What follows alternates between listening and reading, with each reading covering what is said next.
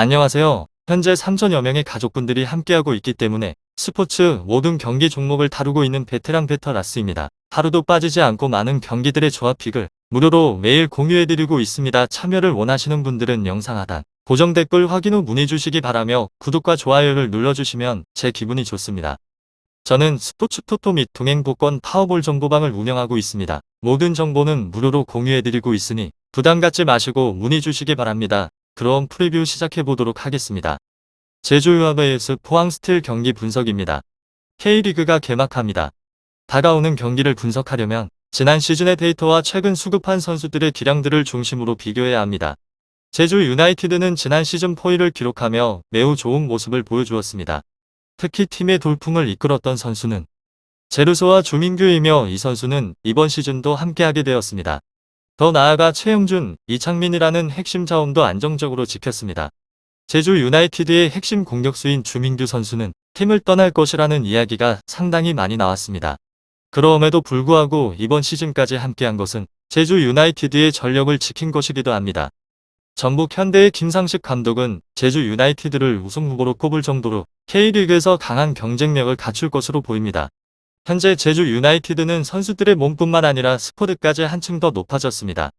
다가오는 제주 유아베이스 포항스틸 경기에서 제주 유나이티드가 충분히 좋은 모습을 보여줄 것이란 기대가 자리하고 있습니다. 포항 스틸러스는 2015년 리그 3위를 마지막으로 하여 성적이 꾸준히 하락하고 있기 때문입니다. 그나마 긍정적인 부분을 꼽자면 포항 스틸러스는 전력의 이탈이 크지 않았다는 점입니다. 하지만 외국인 용병의 합류가 빠르게 이루어지지 않은 점이 가장 큰 단점으로 볼 수 있습니다. 포항은 과거 2019년 좋은 활약을 펼쳤던 완델손 선수를 다시 영입하였습니다. 그리고 중국에서 활약하던 오구구 선수까지 함께 영입을 했지만 다가오는 개막전에서 이 선수가 경기에 나서기에는 어려움이 있어 보입니다. 다가오는 제주유아베이스 포항스틸 경기에서 긍정적으로 바라볼 수 있는 부분은 제주도 원정 경기는 다른 경기에 비하여 부담된다는 점입니다. 제주 원정은 먼 거리를 이동해야 하므로 원정팀의 입장에서 부담스러울 수밖에 없습니다. 그만큼 제주는 홈 어드밴티지를 제대로 살리는 축구를 풀어나갈 것으로 보입니다. 제주 유나이티드의 기대를 모으고 있는 점은 중원이 더욱 탄탄해졌다는 것입니다. 전 국가대표 선수인 윤빛가랑을 영입했습니다. 그리고 군대 입대를 앞두고 있었던 이창민 선수는 군 입대를 미뤘습니다. 그만큼 팀의 중원 전력은 지난 시즌보다 더 나아졌다 하여도 과언이 아닙니다. 그만큼 최전방 스트라이커인 주민규 선수와의 궁합 또한 잘 맞을 것으로 보입니다. 제주 유나이티드는 용병까지 영입하면서 공격력을 한층 더 업그레이드 시켰습니다. 그만큼 중원과 최전방에서는 우승에 도전할 가치가 충분하다 할 수 있습니다. 하지만 한 가지 아쉬운 점은 최후방입니다. 제주 유나이티드의 골문을 책임지고 있던 오승훈 선수는 대구로 이적했습니다. 이로 인하여 김동준 선수가 빈 골대를 대신 지켜줄 확률이 높아 보입니다. 김동준이라는 골키퍼 자원도 나쁘지 않지만 수비 조직력은 공격과 중원에 비하여 다소 부족하니 자리하고 있습니다. 과거의 명성으로 제주유아베이스 포항스틸 분석한다면 포항이 상대적 우위에 있습니다. 하지만 포항은 이번 시즌에 새로운 도약을 노리고 있습니다. 하지만 수비의 핵심 자원이었던 강상우 선수에 대한 이적설이 끊이질 않고 있습니다. 그만큼 다가오는 경기에서 온전히 집중할 수 있을 만한 상황이 아닙니다. 포항 스틸러스에 자리하고 있는 선수들의 개인 기량은 부족함이 없습니다. 그런데 리그에서 승점을 쌓고 제주 유나이티드라는 위력적인 공격력을 갖고 있는 팀을 상대하려면 수비 조직력은 기본적으로 갖춰져야 할 필요가 있습니다. 그런데 현재의 상황에서 포항 스틸러스는 수비 조직력을 제대로 갖추지 못했으므로 제주 유나이티드의 위력적인 공격을 제대로 커버하기 힘들어 보입니다.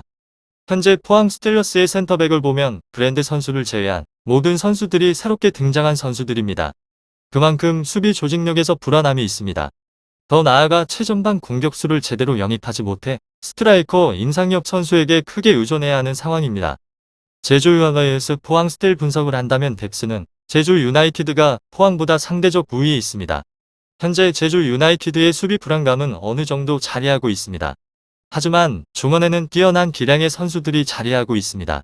포항이 뒷공간을 노리는 롱볼 패스를 제주 유나이티드가 안정적으로 막는다면 포항에게 실점하지는 않을 것으로 보입니다. 제주 유나이티드의 가장 큰 장점은 중원 장악력입니다. 중원에서 포항을 상대로 지배할 확률이 높아 보입니다. 더 나아가 안정적인 중원 기량을 바탕으로 핵심 스트라이커인 주민규에게 좋은 공을 꾸준히 배급하여 공격 기회를 만들어 나갈 확률이 높습니다.